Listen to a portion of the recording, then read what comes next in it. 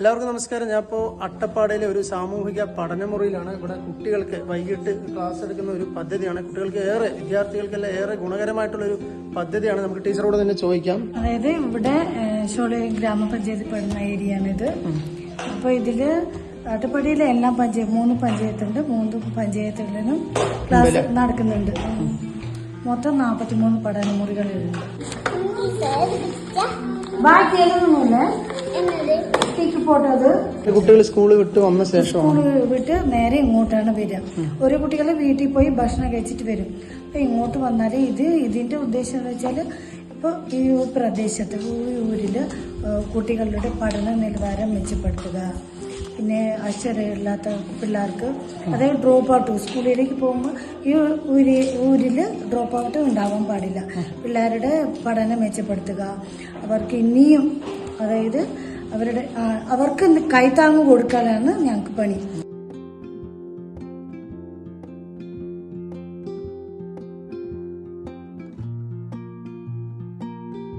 അകളി മേലൂരിലുള്ള സാമൂഹിക പഠനമുറിയിലാണ് ഞാനിപ്പോൾ. ഇവിടെ ക്ലാസ് നടന്നുകൊണ്ടിരിക്കുന്നുണ്ട്.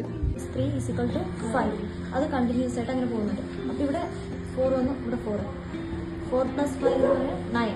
അപ്പൊ ഇനി ഇവിടെ വരും 5 + 6. പഠനമുറി എന്ന് പറയുന്നത് നമ്മളിപ്പോൾ ഇവിടെ കുട്ടികൾ ക്ലാസ് കഴിഞ്ഞ് ഇവിടെ എത്തുമ്പോൾ ഇപ്പൊ ഈ നമ്മുടെ ട്രൈബൽ ഏരിയ ആയതുകൊണ്ട് തന്നെ പാരന്റ്സിന് അധികം എഡ്യൂക്കേഷൻസ് ഒക്കെ കുറവുണ്ടാവും.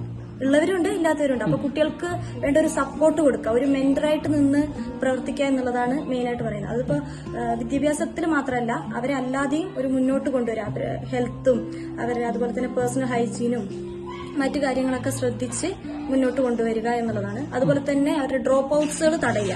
നമ്മൾ ഇങ്ങനെ കണ്ടിന്യൂസ് ആയിട്ട് നമ്മൾ ഡെയിലി ക്ലാസ് നടക്കുന്നതുകൊണ്ട് തന്നെ കുട്ടികൾ ഈ ഉന്നതിയിലുള്ള കുട്ടികളെല്ലാം കൃത്യമായി സ്കൂളിൽ പോകുന്നുണ്ടോ ഇല്ലയോ എന്നുള്ളത് നമ്മൾ ചെക്ക് ചെയ്യുന്നുണ്ട്. അപ്പോൾ പോകാത്തവരുടെ റീസൺ അന്വേഷിക്കുന്നു, കൃത്യമായി അവരെ സ്കൂളിലേക്ക് എത്തിക്കുന്നു എന്നുള്ള കാര്യങ്ങളൊക്കെ കൃത്യമായിട്ട് നമ്മളൊരു ഫെസിലിറ്റേറ്റർ അല്ലെങ്കിൽ ഒരു മെന്ററായിട്ട് നിന്ന് ചെയ്യുകയാണ് ചെയ്യുന്നത്. ടൈമിംഗ് 3 മണിക്കൂറാണ് എടുക്കുന്നത്. അപ്പൊ ഇവിടുത്തെ കുട്ടികളുടെ സൗകര്യം അനുസരിച്ച് ഞാൻ 5:30 മുതൽ 8:30 വരെ എടുക്കാറുണ്ട്. പിന്നെ സാറ്റർഡേ സൺഡേ ഒക്കെ പകല് എടുക്കും. പിന്നെ കുട്ടികളുടെ സൗകര്യം അപ്പൊ അന്ന് എന്തെങ്കിലും പ്രോഗ്രാംസോ എന്തെങ്കിലുമൊക്കെ ഉണ്ടെങ്കിൽ നമുക്ക് ഈവനിങ് ക്ലാസ് മാറ്റാണ്.